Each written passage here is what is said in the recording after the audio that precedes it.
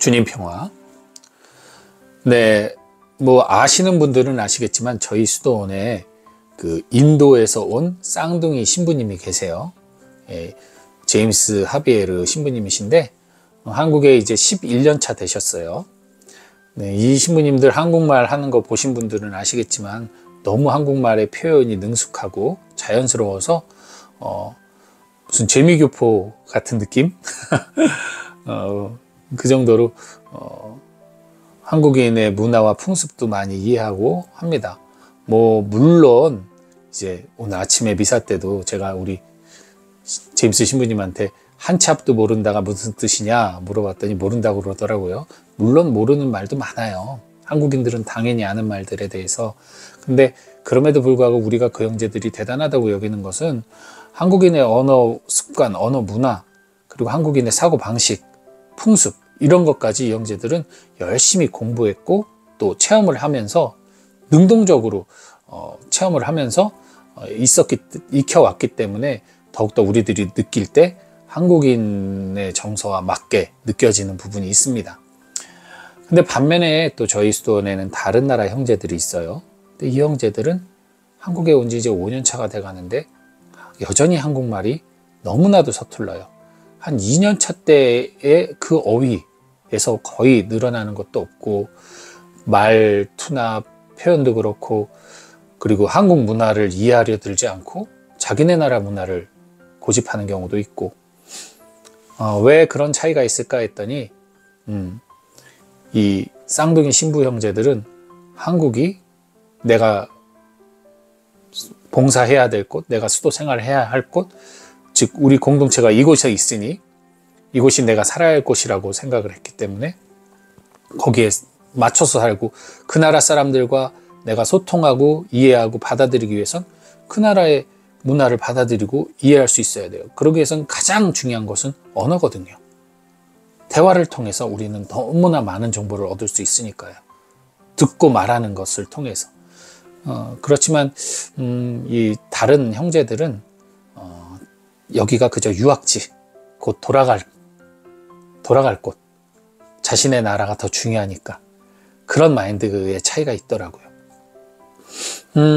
사실 관심이 많고 애정이 많고 그리고 그 사람들, 내가 머무는 곳의 사람들과 더욱더 가까워지기 위해서는 가장 중요한 건 그 사람들과 같아져야 되는 거예요. 그죠? 그래야 내가 더 많이 그들을 이해하고 알 수 있죠. 하느님께서도 마찬가지죠. 인간을 너무나 사랑하신 나머지 인간이 되셨잖아요. 인간의 언어를 배우고 인간의 풍습을 배우고 인간의 문화권 안에서 인간처럼 먹고 마시고 싸고 자고 하셨단 말이에요. 예수님이 배변 활동을 그럼 뭐 뭔가 막 더러울 것 같고 이건 거룩한 예수님이 안 그럴 것 같지만 그러셨어요. 그러셨어요. 예수님도 트름도 하시고 다 하셨어요. 귓밥도 나오시고 하셨어요. 이것을 이상하게 생각하는 자체가 어떻게 보면은 신성모독입니다. 여러분 그렇게 생각하셔야 돼요. 우리들의 하느님의 신성은 인성과 신성을 함께 하신 인성과 신성이 하나셨던 예수 그리스도를 통해서 이루어지기 때문에 우리에게 있어서 하느님은 더러움이란 어떤 것도 더러움이란 없는 설사 똥을 싼다 하더라도 그게 더러운 게 아니에요. 우리가 똥 싸는 게 자연스러운 건데 우리가 그걸 더럽다고 생각하니까 더러운 거잖아요. 안 싸면 큰일 나죠. 죽어요. 그런데 우리는 그걸 더럽다고 여기잖아요. 이런 이분법적인 생각이 신성모독이에요. 요거는 미리 말씀을 드리고 자 어쨌든 예수님이 사람이셨어요. 즉 인간을 너무 사랑하니까 인간의 언어를 쓰신 거란 말이에요. 마찬가지인 것 같아요. 그렇다면 제가 아는 어떤 신부님이 계신데 한국에 오신 지가 40년이 넘어요. 당신 인생의 3분의 2를 한국에서 사셨는데 한국말을 못해요. 미사 경문 읽는 수준만 하시고 평상시 대화는 영어로 한국말을 못하셔서 그리고 뭐 당연히 강론도 영어죠. 그걸 볼 때도 그분도 한국을 도와줘야 될 그 당시 40년 전이면 가난했으니까요. 도와줘야 될 나라로는 인식하고 있으나 자신의 나라라는 생각이 없는 거죠.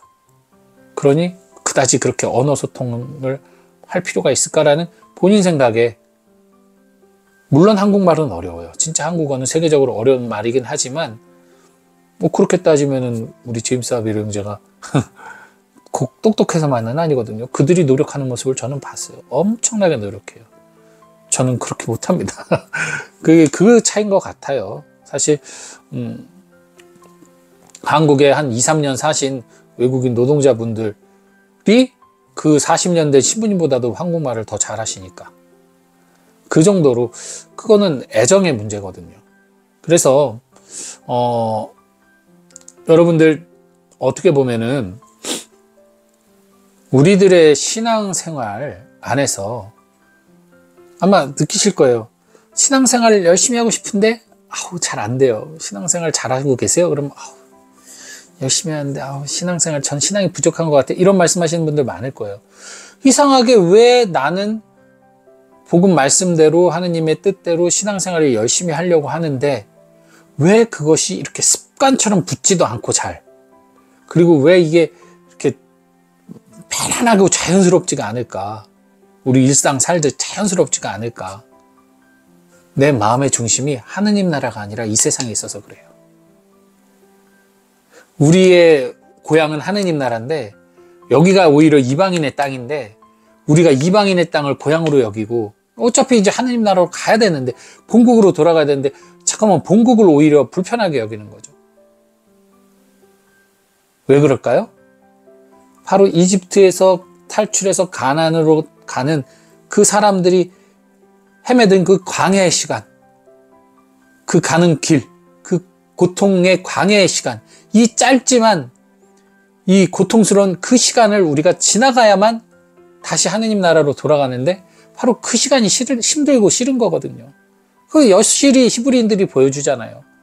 모세가 데리고 나왔는데 계속 돌아가겠다고 그러고 이집트에서 살겠다고 그러고, 이집트에서 살 땐 죽겠다고 힘들어 죽겠다고 그렇게 울부짖더니 정작 나와서는 이집트가 낫겠다고, 내가 여기 광야에서 이렇게 사느니 하면서 돌아가려고 하잖아요. 똑같은 이치입니다. 우리가 그냥 죽고 끝나는 그런 인생에서 세례를 받고 신앙인으로 거듭 태어나면서 드디어 이집트의 종살이와 같은 죄에서 벗어나서 이제 구원의 하느님 나라를 향해 걸어가고 있는데, 이 우리의 생은 그런 광야의 생인데 이게 힘들잖아요. 그러니까 자꾸만 세례 이전에 죄인의 삶으로 돌아가고 싶은 거예요. 유혹이고 어떻게 보면은 인간의 본능이죠. 이게 편하고 싶은. 그러다 보니까 가나안으로 들어가기 위해서는 내가 믿음으로 무장하고 그 가나안에 있는 사람들, 머물고 있는 이들을 몰아내서 그 나라를 차지하고 다시 원래 고향이었던 그 가나안으로 돌아가는 거, 그게 히브리인들의 그 목표였는데, 그것이 이제 예를 들면 그게 바로 우리의 목표가 돼야 되는 거죠. 하느님 나라를 가기 위해서 내가 각오하고 정말 열심히 기도하면서 믿음 안에서 충실하게 그 길을 가면 생각보다 하느님 나라는 멀리 있는 게 아니기 때문에 이미 와 있다고 얘기하잖아요. 이 가는 길 자체가 이미 하느님 나라의 길이니까. 근데 히브리인들처럼 막상 가보니까 이게 얘네들이 너무 강해 보여. 얘네들하고 싸우면 질 것 같아. 그래서 되돌아가잖아요. 마찬가지로 이거 나는 구원받을 수 없을 것 같아. 나는 신앙생활이 부족한 것 같아. 되돌아가는 거예요. 죄의식과 죄책감으로 되돌아가는 거예요. 하느님의 구원의 그 자비를 내가 기만하는 거죠. 아무렴 하느님이 구원하시겠다고 얘기하셨는데 내 알량한 자존심이 그걸 이길 수 있어요? 못 이겨요. 근데도 내가 스스로 죄책감 때문에 나 같은 놈은 하느님한테 설 자격이 없다는 둥 하면서 또 후퇴를 해요. 그리고 광야 40년 뺑뺑이 돌듯 우리도 뺑뺑이 돌고 있는 거예요. 뺑뺑이 돌고 있는 거예요. 뺑뺑이 돌면서 가끔 이제 주님한테 혼나고 반성하고 그 삶을 살고 있는 거죠. 네. 그러니 저희가 이방인이 아닌데 이방인인 것처럼 살고 있다는 얘기예요. 우리는 이미 하느님 나라 백성인데 이방인처럼 살고 있는 거예요. 내 땅, 내 정당한 내 권리로 내 땅을 가야 되는데 그 권리는 포기하고 이방의 그 아무것도 없는 사막의 오아시스로 만족하고 살려고 한다는 거죠. 얼마나 안타까운 일입니까? 그러면 우리는 하느님 나라 문화, 하느님 나라의 문화, 하느님 나라의 언어, 하느님 나라의 어떤 사람들의 삶을 받아들이지 못해요. 그것을 내가 생활화해서 그들과 어울리지 못해요. 이방인처럼 살게 되는 겁니다. 그래서 여러분, 제가 이제 구체적인 어떤 행동 양식을 하나 말씀드릴게요. 하느님 나라 사람들은 어떤 언어를 쓸까요?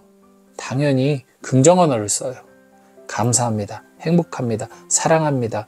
위로합니다. 축복합니다. 이런 긍정 언어. 괜찮으십니까? 도와드리겠습니다. 함께해요. 힘내세요. 이런 긍정 언어. 근데 여러분, 이거 진짜 객관적으로 생각해 보세요.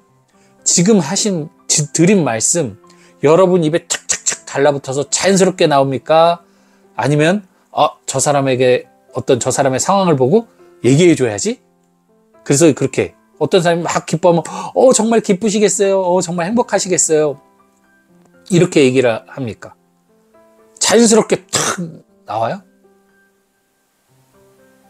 저는 사실은 아직까지도 이게 자연스럽게 나온다기보다는 어떤 언어는 좀 자연스럽게 나오는 편이긴 해요. 근데 대부분은 상황과 그거에 맞춰서 제 머리로 생각을 하면서 말을 하는 경우가 많아요. 근데 여러분, 부정 언어, 욕, 가장 대표적으로 욕, 그리고 어떤 사람에 대해서 화가 났을 때 표현하는 언어들, 부정적인 언어들, 생각하고 나오던가요? 그냥 나오죠. 막 본능적으로 튀어나오죠. 기분 나쁘면 그냥 아이씨 그러면서 튀어나오잖아요. 내가 일부러 아이씨라고 말해야지라고 생각 안 해요. 이게 벌써 이 이방인의 언어, 이 세속의 언어가 우리에게 완전히 원어민 언어처럼 박혀 있는 거예요. 우리 인도 신부님들이 한국말이 박히고 나니까 자기네 나라 말을 잊어버려서 말을 잘 못하는 것처럼, 이 이방인의 언어, 세상의 언어, 저주의 언어, 분노의 언어, 부정의 언어가 우리의 몸에 탁 달라붙어 있고, 하느님 나라의 언어, 행복하고 감사하고 기쁜 이 언어들은 내가 머리로 만들어내서 말을 해야 되는 주객이 전도된 삶을 살고 있다는 거죠. 언어 습관부터 바꿔보세요. 이건 노력이 필요한 거예요. 일부러라도 하셔야 되는 거예요. 축복합니다. 주님 평화, 감사합니다. 행복합니다. 행복하세요. 행복하신가요? 너무너무 고마워요. 사랑합니다. 많이 많이 쓰셔야 돼요. 근데 이상하게 그거 많이 쓰는 게 어색하다? 그만큼 우리는 하느님 나라 언어 습관, 즉 하느님의 마음, 그 기쁨과 감사와 찬미의 마음, 그 하느님 나라의 문화와 언어가 우리 몸에 안 배어있다는 얘기예요. 그러니 여러분, 연습하셔야 됩니다. 끊임없이 연습하셔야 돼요. 자연스럽게 나오도록. 그냥 아침 자다 일어나도 하느님 감사합니다. 오늘 하루 이렇게 열어주셔서 감사합니다. 주님 사랑해요. 하고 기쁨으로, 내가 너무 기쁜 나머지 기쁨의 탄식과 기도가 나올 수 있도록. 그게 아니라 탁 일어나자마자 5분만 더 잘까? 진짜 피곤해 죽겠네. 이렇게 되는가? 이 차이를 여러분 잘 생각해 보시고, 여러분들 하느님 나라 언어, 그리고 하느님 나라 문화, 그리고 하느님 나라의 하느님 백성의 삶을 살 수 있도록 오늘 하루뿐만 아니라 끊임없는 노력 기울이시길 바랍니다. 주님 평화.